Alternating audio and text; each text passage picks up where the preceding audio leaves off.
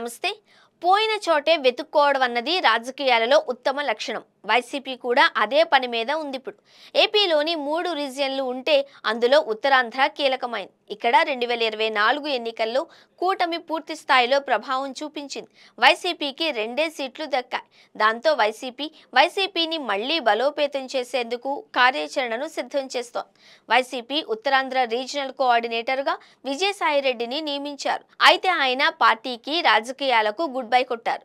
ఆయన ప్లేస్ లోకి ఎవరిని తెస్తారు అన్నది హాట్ డిస్కషన్ గానే సాగుతోంది. ఎన్నో పేర్ల మధ్య ఒక అనూహ్యమైన పేరు ఇప్పుడు ప్రచారంలోకి వచ్చింది. మాజీ మంత్రి, కృష్ణా జిల్లాకు చెందిన పేర్ని నానికి ఈ కీలక బాధ్యతలు అప్పగిస్తారు అని అంటున్నారు. బలమైన సామాజిక వర్గానికి చెందిన నాని వైసీపీలో ఫైర్ బ్రాండ్ గా పేరు పొందారు. ఆయన కుటుంబం మీద ఇటీవల కాలంలో కేసులు పెట్టారు.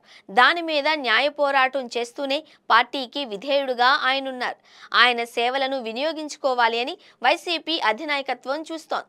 నానికి బాధ్యతలు అప్పగిస్తే సామాజిక వర్గం పరంగా సమతూకమవుతుంది అని, లెక్కలు సరిపోతాయి అని వైసీపీ హైకమాండ్ భావిస్తోంది. నాని సామాజిక వర్గం ఉత్తరాంధ్రలో హెచ్చు సంఖ్యలో ఉన్నారు. దాంతో ఆయన ద్వారా పార్టీని బలోపేతం చేయాలి అని నిర్ణయించారు. ఇదిలా ఉండగా వైసీపీ ఉత్తరాంధ్ర నాయకులతో కీలక సమావేశాన్ని ఈ నెల 12న హైకమాండ్ ఏర్పాటు చేసింది అని అంటున్నారు. అందరి అభిప్రాయాలను తీసుకొని పేర్ని నాని పేరును ఆ సమావేశంలోనే ఖరారు చేస్తారు అని తెలుస్తోంది. సీనియర్ నేత, మాజీ మంత్రి బొత్స సత్యనారాయణ వంటి వారితో దీని మీద చర్చించినట్లు చెబుతున్నారు.